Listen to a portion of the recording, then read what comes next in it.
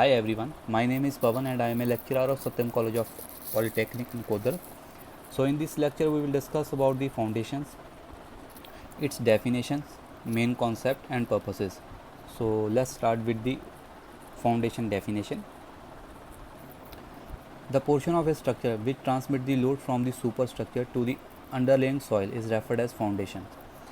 ਕਿਸੇ ਵੀ ਸਟਰਕਚਰ ਦਾ ਇੱਕ ਇੱਦਾਂ ਦਾ ਪਾਰਟ ਜਿਹੜਾ ਸੁਪਰ ਸਟਰਕਚਰ ਦੇ ਲੋਡ ਨੂੰ ਸੋਇਲ ਦੇ ਵਿੱਚ ਟਰਾਂਸਮਿਟ ਕਰਦਾ ਹੈ ਉਹਨੂੰ ਫਾਊਂਡੇਸ਼ਨ ਕਹਿੰਦੇ ਆ, ਠੀਕ ਹੈ। Next, concept of foundation. Foundation of a structure is always constructed below the ground level so as to increase the later stability of the structure. It includes the portion of the structure below the ground level and is built so as to provide a firm and level surface for transmitting the load of the structure on a large area of soil laying underneath. ਸੋ ਇਹਦਾ main concept ਇਹੀ ਆ ਵੀ ਜਦੋਂ ਵੀ ਕੋਈ foundation ਬਣਾਈ ਜਾਂਦੀ ਹੈ ਜਾਂ ਕੋਈ ਸਟਰਕਚਰ ਬਣਾਇਆ ਜਾਂਦਾ ਤਾਂ ਉਹਦੀ ਫਾਊਂਡੇਸ਼ਨ ਹਮੇਸ਼ਾ ਹੀ ਉਸ ਗਰਾਊਂਡ ਲੈਵਲ ਤੋਂ ਨੀਚੇ ਹੋਏਗੀ, ਠੀਕ ਹੈ।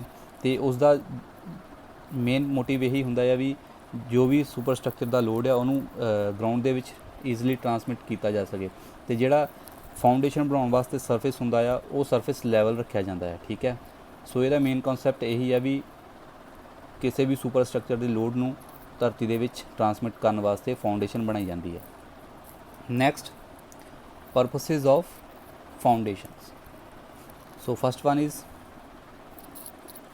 Provide overall lateral stability for the structure. ਪੂਰੇ ਸਟਰਕਚਰ ਨੂੰ ਬਾਹਰੀ ਸਥਿਰਤਾ ਦੇਣ ਵਾਸਤੇ ਫਾਊਂਡੇਸ਼ਨ ਬਣਾਈ ਜਾਂਦੀ ਹੈ। Then foundation serve the function of providing a level surface for the construction of substructure. ਇਹ ਇੱਕ ਇੱਦਾਂ ਦਾ ਫੰਕਸ਼ਨ ਹੈ ਜਿਸ ਦੇ ਵਿੱਚ ਆਪਾਂ ਫਾਊਂਡੇਸ਼ਨ ਬਣਾਉਣ ਵਾਸਤੇ ਜਾਂ ਸਬ ਸਟਰਕਚਰ ਬਣਾਉਣ ਵਾਸਤੇ ਲੈਵਲ ਕੀਤਾ ਜਾਂਦਾ ਸਰਫੇਸ ਨੂੰ, ਠੀਕ ਹੈ। Then load distribution is carried out evenly, ਠੀਕ ਹੈ। ਸਟਰਕਚਰ ਦਾ ਲੋਡ ਡਿਸਟਰੀਬਿਊਸ਼ਨ ਹੁੰਦਾ ਹੈ, ਠੀਕ ਹੈ। Then the load intensity is reduced to be within the safe bearing capacity of the soil. ਇਹਦੇ ਨਾਲ ਲੋਡ ਇੰਟੈਂਸਿਟੀ ਰਿਡਿਊਸ ਹੁੰਦੀ ਹੈ, ਠੀਕ ਹੈ। ਜਦੋਂ ਵੀ ਕੋਈ ਸਟਰਕਚਰ ਮਤਲਬ ਜਦੋਂ ਵੀ ਕੋਈ ਸੁਪਰ ਸਟਰਕਚਰ ਦਾ ਲੋਡ ਸਬ ਸਟਰਕਚਰ ਜਾਂ ਫਾਊਂਡੇਸ਼ਨ 'ਤੇ ਪੈਂਦਾ ਆ ਤਾਂ ਉਹ ਉਸ ਦਾ ਲੋਡ ਬੇਅਰ ਕਰਦਾ ਹੈ, ਠੀਕ ਹੈ। ਅਤੇ ਜਿਹੜਾ ਸਾਰਾ ਲੋਡ ਹੈ ਉਹ ਸੋਇਲ ਦੇ ਉੱਪਰ ਹੁੰਦਾ ਹੈ, ਠੀਕ ਹੈ। Then the soil movement effect is resist and prevented. Suppose ਕਰੋ ਕੋਈ ਵੀ ਫਾਊਂਡੇਸ਼ਨ ਆ ਜਾਂ ਕੋਈ ਵੀ ਸਟਰਕਚਰ ਆ ਉਹਦੇ ਭਾਰ ਨਾਲ ਆਪਣੇ ਜ਼ਮੀਨ ਦੇ ਨੀਚੇ ਦੀ ਸੋਇਲ ਦੀ ਮੂਵਮੈਂਟ ਹੋਣੀ ਸ਼ੁਰੂ ਹੋ ਜਾਂਦੀ ਹੈ, ਠੀਕ ਹੈ। ਅਤੇ ਜਦੋਂ ਉਹ ਸਟਰਕਚਰ ਦੀ ਫਾਊਂਡੇਸ਼ਨ ਸਹੀ ਤਰੀਕੇ ਨਾਲ ਨਹੀਂ ਡਿਜ਼ਾਈਨ ਕੀਤੀ ਹੁੰਦੀ ਤਾਂ ਇਹ ਮਤਲਬ ਹੁੰਦਾ ਆ।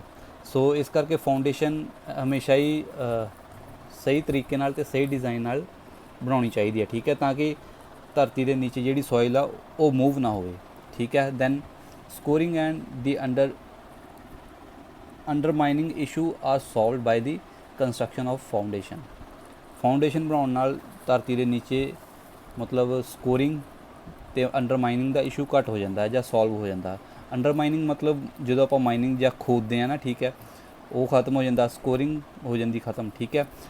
ਦੈਨ ਇਹ ਆਪਣੇ ਪਰਪਸਿਸ ਸੀਗੇ। ਸੋ ਨੈਕਸਟ ਲੈਕਚਰ ਦੇ ਵਿੱਚ ਆਪਾਂ ਫਾਊਂਡੇਸ਼ਨਸ ਦੀ ਟਾਈਪ ਕਰਾਂਗੇ। ਅਗਰ ਇਸ ਲੈਕਚਰ ਦੇ ਵਿੱਚ ਕਿਤੇ ਵੀ ਪ੍ਰੋਬਲਮ ਆ ਤਾਂ ਕਮੈਂਟ ਬਾਕਸ ਵਿੱਚ ਦੱਸ ਸਕਦੇ ਹੋ, ਠੀਕ ਹੈ।